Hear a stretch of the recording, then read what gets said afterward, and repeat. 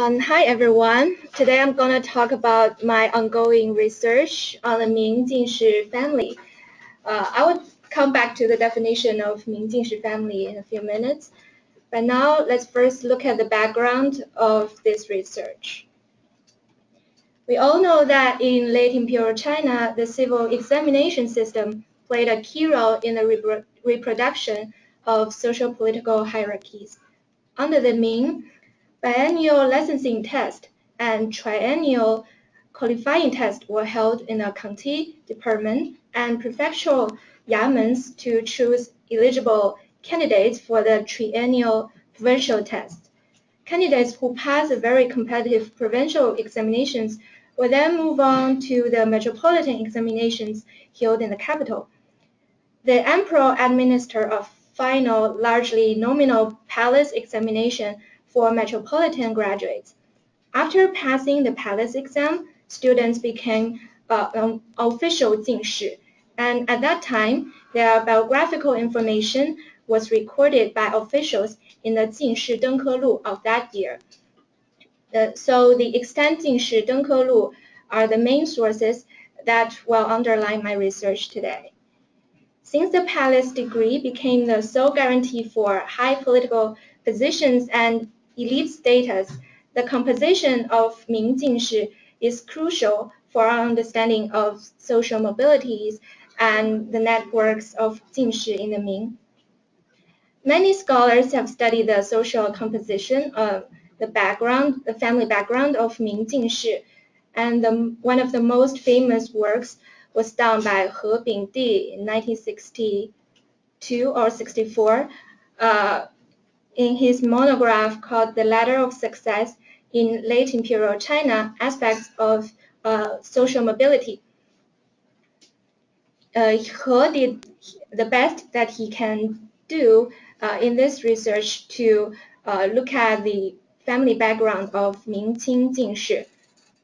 However, there are many criticisms for this work.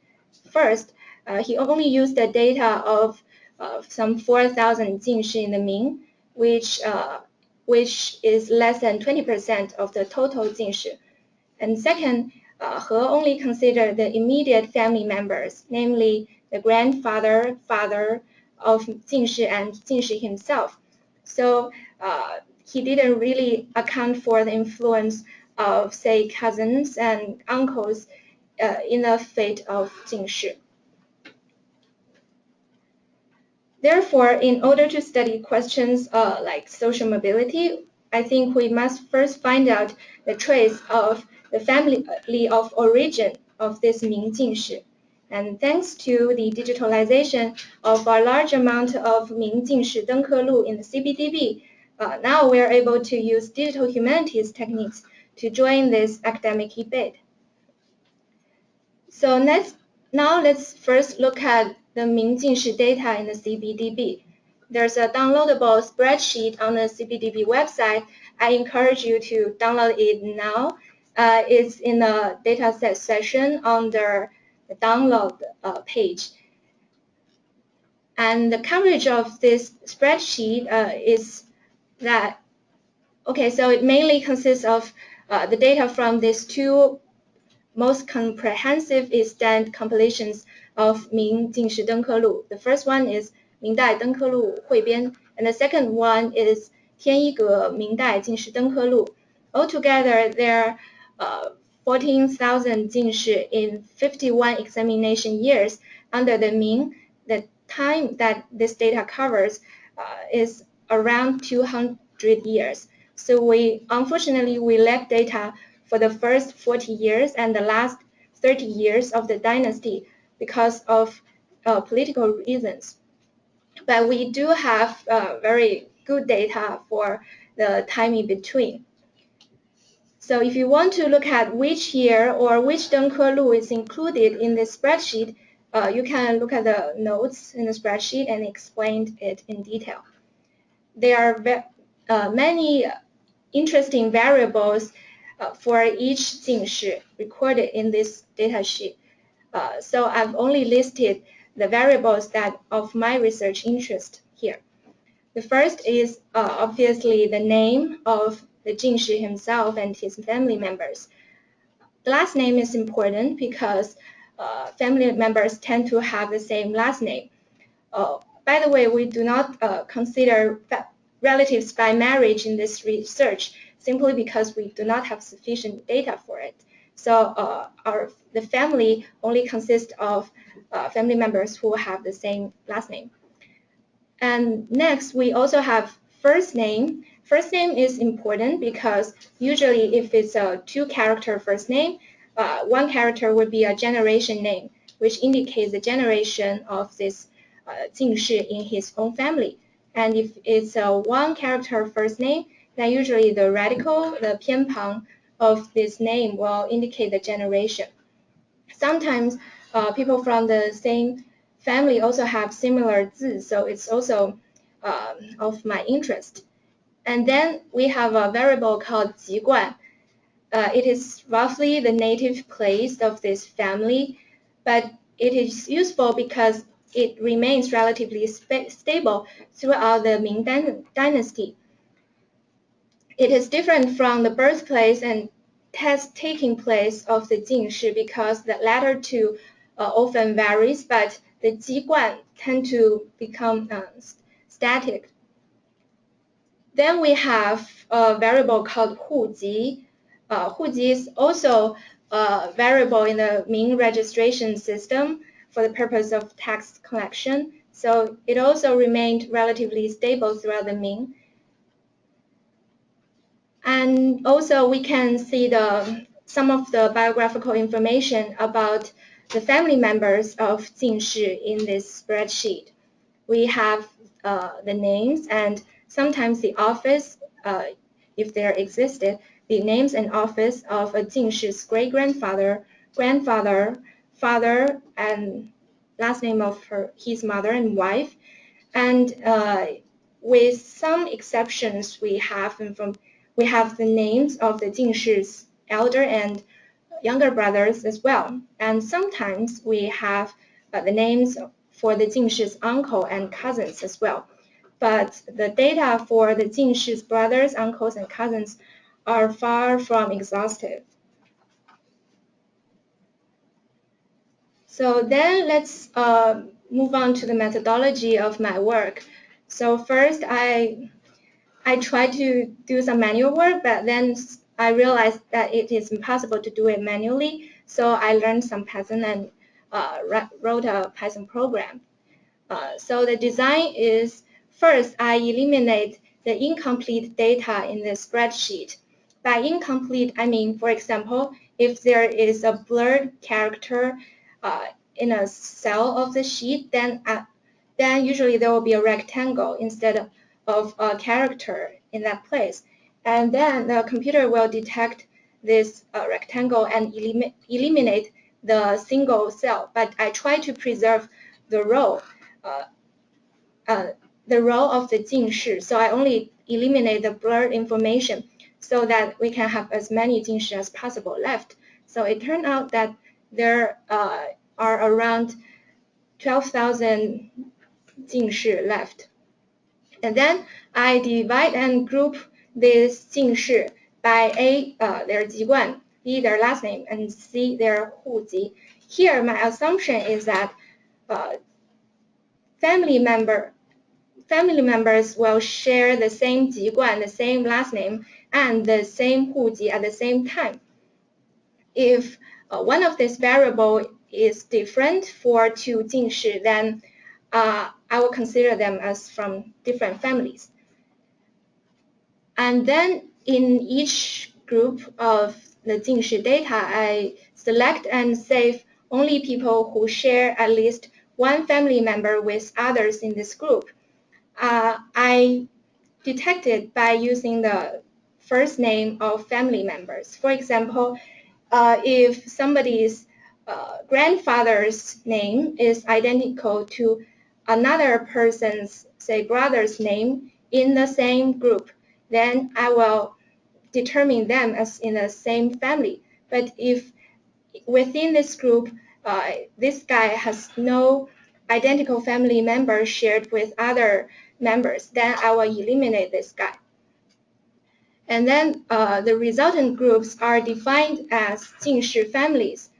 So compared to previous work, the definition of family here is considerably expanded. For example, people who only share the same great-grandfather in a given group will become included, and also people from different generations will be considered.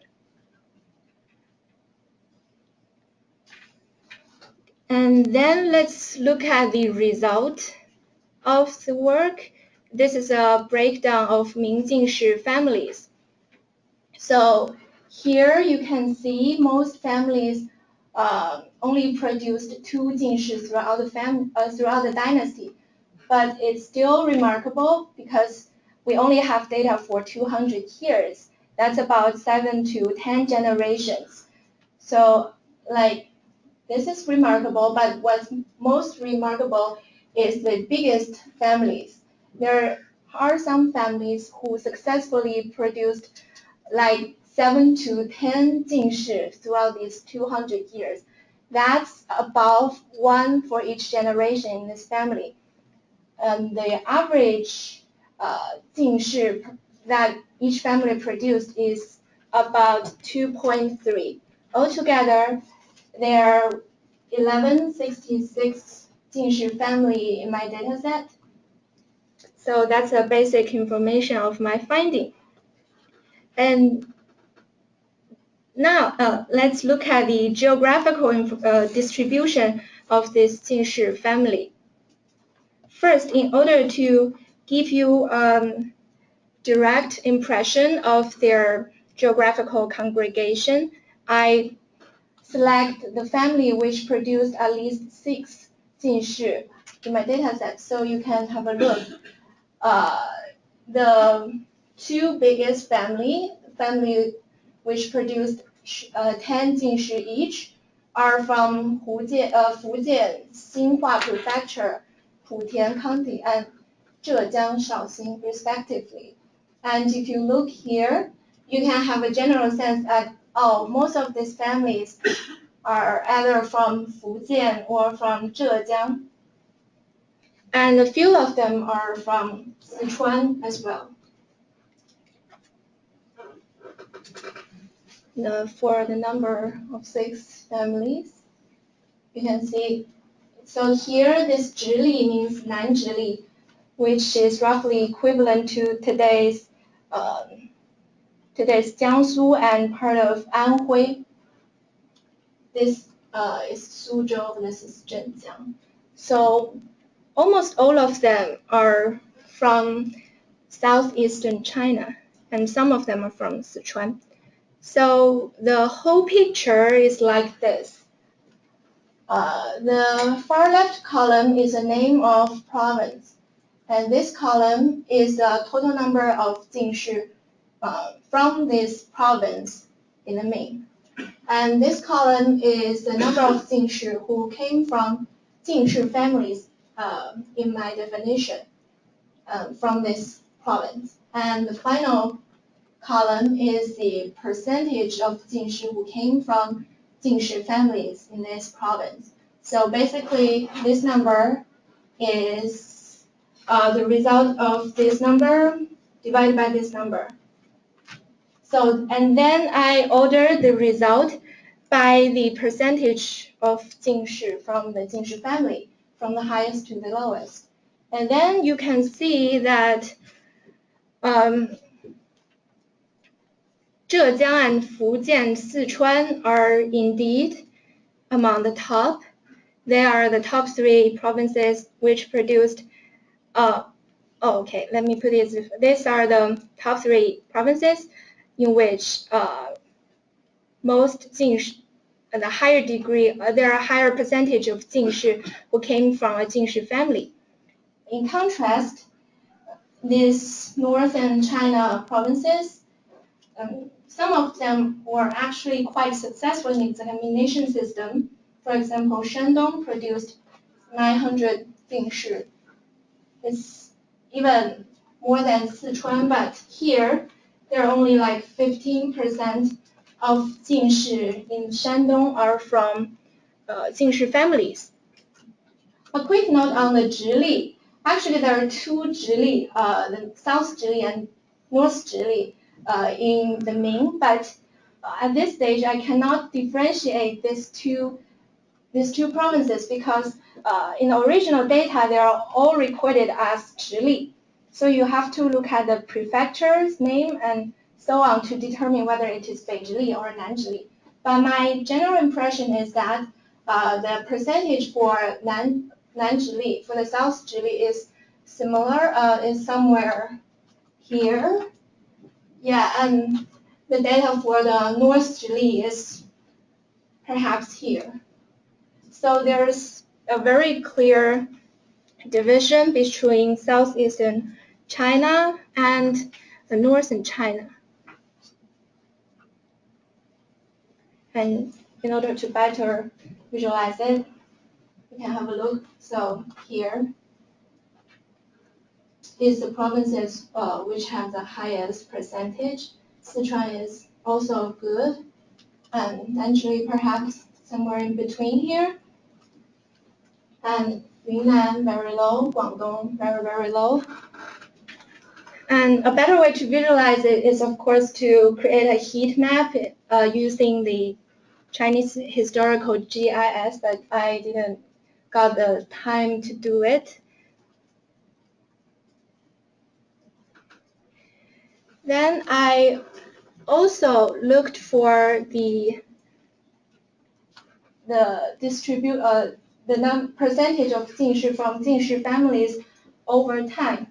So before 1430, the data is not so good. So perhaps this part is not so good. You should not consider it. And perhaps data after 1980s is also unavailable. So if we only look at the data in the trunk, then the average is 21.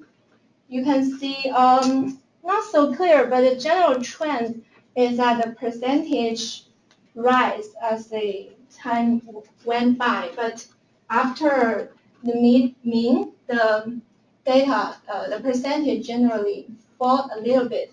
This is perhaps because after mid-Ming, new Jingshi or Jingshi from grassroots families had not so long a time to build a big family or to support their family members.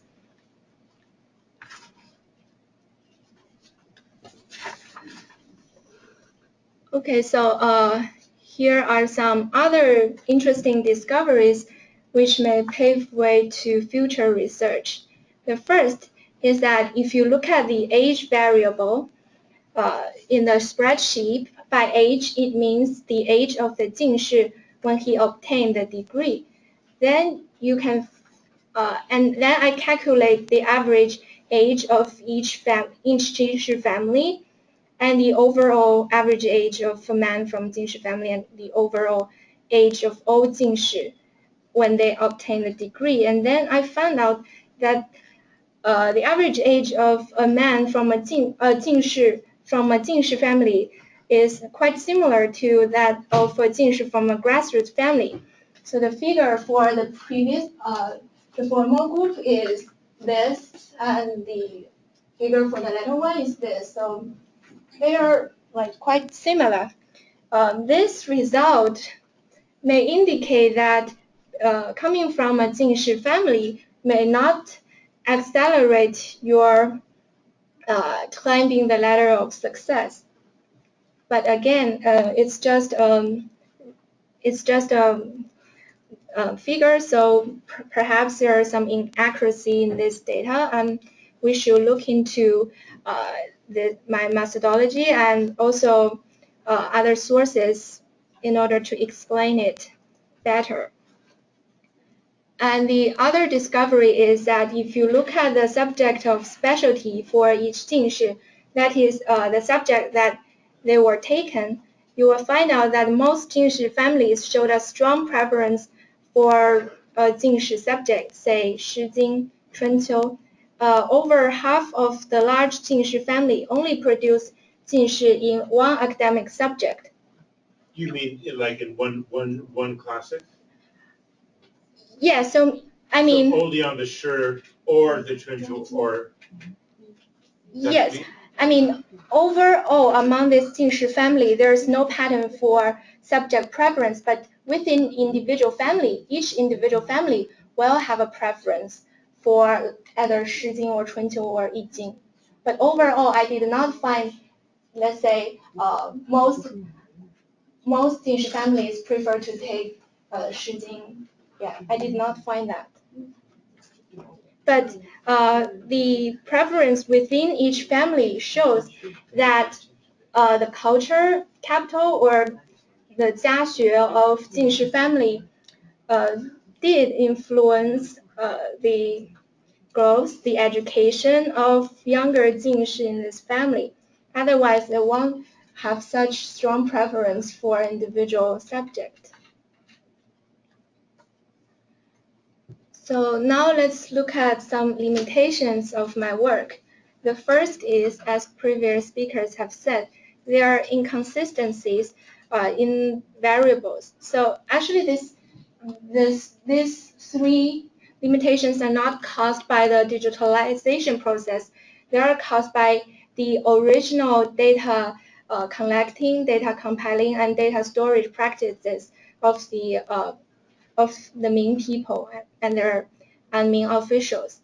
The first is that there's inconsistencies in the definition. For example, the brother category was not consistent. Sometimes the brother is only refers to brother in one's atomic family, but sometimes the brother also contains one's first cousins, one's tangxiong or tangdi. This will cause huge difficulty if you want to study brother per se. Previously, I had a work on the birth order of Ming Jingshi, but then I realized since the category of brother is not so clearly defined, actually we cannot rely on this brother category to determine the birth order of a Jingshi. And then there are also fake information. A lot of scholars have produced work about fake information. For example, there is a phenomenon called 脱籍, by which it means that some Jingshi, in order to get a better chance of passing the exam, they will hide their original 籍贯 and say they are 北直隶人, for instance. So if that happened, then our program cannot really count this man as from his original extended family. And then there's a phenomenon called 观念, is that as time went by, more and more Jingshi tend to lower down their age when they reported to the officials. So for example, if somebody was actually 50 years old when he passed the exam, there's a chance that he said to the official that he was only 35 or 36 years old. This helped him because it potentially will help him to get a better official post later. Because if you're too old when passing the exam, then probably the government won't consider you to be an ideal candidate for a good post. So some scholars even estimate that there's a 3-year lag between the real age and the official age recorded in the Jingshi. Yeah, but yeah, it's way beyond the scope of my research, so I cannot really determine how this phenomenon can adjust my data. And the third limitation is, of course, the scope of data coverage. Now there are about 14,000 Jingshi data in the CBDB. That's slightly less than 60% of all the Jingshi in the Ming. So perhaps if we add more and more data into this database, we can have a better sense of the whole picture. So given these limitations, I think the number of Jingshi per family in my research may be underestimated. For example, there's a case study of the Wang family of Shandong Xincheng. And the case study is based on local gazetteers. So actually there's a nice family tree drawn for this family. And the case study shows that this family actually produced 14 Jingshi in the Ming. But in my research, I only got 7 of them. This is mainly because others, the records for the Jingshi Dengke Lu are missing in the database. So this sounds very unfortunate. So I guess perhaps the number of Jingshi per family should be even higher. And next, I think the number of Jingshi family may also be underestimated because, as I said, there are some blurred data, there are some data missing. Whenever it happens, I cannot really count it as a legitimate family member. So perhaps there are more families, especially families which only produce like 2 or 3 Jingshi. So the number may be even more. And a final word on the interpretation of data and percentage and figures. I think one of He Bingdi's problem is that he claims that because there are only there are like 30% of Jingshi coming from grassroots families, the level of social mobility in the Ming was very high. But actually, I think this link is arbitrary. So the measurement of social mobility and the measurement of the data that I produced, even if this data are accurate, we still should take care when we interpret this data. And this speaks to the importance of juxtaposing digital humanities with traditional methods of historical research. Okay, that's basically my presentation. Thanks everyone for your time.